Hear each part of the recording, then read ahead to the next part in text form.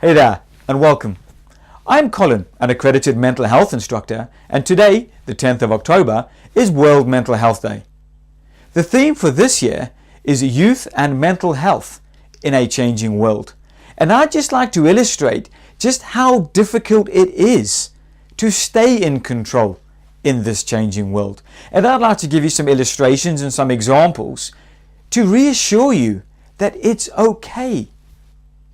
Firstly, I'd like to start by saying it's okay to be stressed. In fact, without stress, we probably wouldn't be alive. Stress is your hazard awareness system. It's your brain's way of keeping you alive. Stress is essentially your brain scanning your environment for any potential threat or perceived danger, so that if anything were to materialize, you've already got that initial advantage in terms of what action to take, whether it be fight or flight. Essentially, you're scanning your environment for that perceived threat or danger. And your brain also automatically comes up with the worst case scenario. Psychologists call it the negativity bias. That way, if the absolute worst case scenario were to materialize, you're prepared for it and it keeps you alive. But realistically, how likely is that to happen? Consider the thought that we are subjected to at least 50,000 to up to 70,000 different thought stimuli each and every day. Now, the more that we become dependent on distractions and digital stimuli, the more that we surround ourselves in a concrete jungle where we can't scan the environment because we have buildings all around us and street corners and pedestrians and cars that we have to analyze and assess as to whether they're threats. The more stimuli that we are subjected to, the less your brain can actually process them, and therefore the more threatened you're going to feel. That's why we feel a lot more anxious and stressed in a built-up city environment than when we're walking out in open nature, for example. It's perfectly natural. Our environment is changing, but our brain hasn't caught up. We haven't quite caught up with the times and evolved to the level where our brain can cope with all those stimuli that we're constantly bombarded with. So it's okay to be stressed. Stress keeps you alive. But don't be overstressed. It's about managing that stress. And the first tip that I can give you with regards to managing your stress is to start to filter your thinking. The best way that I can propose to do that is think of the acronym WAIT. That's W-A-I-T. WAIT. So whenever you think a thought, just wait. Stop and think, what am I thinking? What validity do these thoughts have? Are they subjected to your filters of deletion, distortion, generalization? Are you filtering them through your beliefs? Are they fact? Is it hard evidence? Or is it just your belief forcing you down a path that you choose to follow? An example that I like to give my clients is think of yourself as if you're in a courtroom. Think of yourself as not only the prosecutor, but the defender at the same time. Think of the evidence that you are submitting. Is it admissible? Is it evidence or is it purely circumstantial? Would it stand up in a court of law? Would you accept that evidence as the prosecutor or as the defender? Test the validity of that evidence, because 9 times out of 10, it's your subconscious, your values, your beliefs giving you the perception of that reality rather than the reality itself. So a few things that I can give you in terms of trying to manage your state in this changing world is limit the number of distractions that you are subjected to every day. The fewer stimuli that bombard your subconscious, the fewer thoughts that you need to process, the less threatened you're going to feel. When you feel a thought, when you experience a thought, wait. What are you thinking? And assess the validity. Judge whether it's actually serving you, whatever that thought may be. And it's all about managing your stress. And 3 things I can give for that is when you become stressed, you breathe a lot heavier. It's short, it's sharp, it's stressed. It's the physiological adjustment to prepare you for the action of either fight or flight.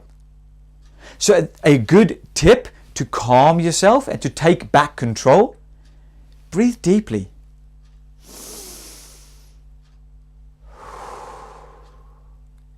And in taking that deep breath, you are convincing your mind that that short, sharp, anxious breathing, that the getting ready for fight or flight, is no longer necessary. Consider your breathing.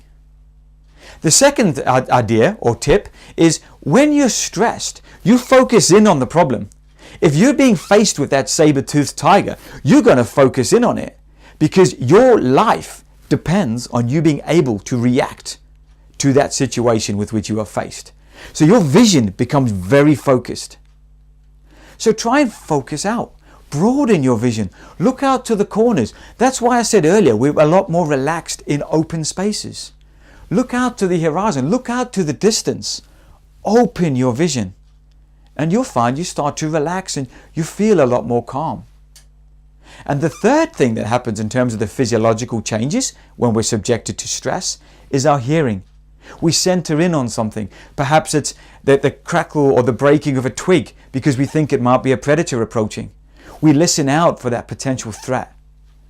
Just as with your vision, open out your hearing. Try and focus in. Listen into something out in the distance. Open it out. Don't funnel it in and hit that blinker vision, which just encourages that stressful state. But I'd just like to stress, pun intended, that stress is good for you. Stress keeps you alive. It's not about being stress-free. If you were free from stress, you could potentially walk straight into oncoming traffic on a motorway and not give it second thought. Stress prevents you from doing that. But stress is designed to be a short, sharp burst of energy to give you that initial spark, that initial advantage in the action of either fight or flight. It's not intended to be residual or chronic. Stress is good for you, but you need to manage your stress. Anything is okay in moderation. So control your stress, breathe, look, hear. Wait, what are you thinking? And reduce the amount of distractions. The last tip I'm going to share with you today is that comparison is the thief of joy. In this modern changing world and these days of social media, all too often we compare our everyday with somebody else's highlight reel on their social media profile. We look at the tip of their iceberg. We look at the things that they want us to see. No one posts on Facebook that they absolutely ruined dinner or that they've had a shocking day. We have photos of weddings on the beaches or your ideal holidays or my husband just bought me the perfect meal. We went out for dinner. That's great, but that's not the everyday. Stop comparing your everyday with somebody else's highlights reel. Comparison is the thief of joy.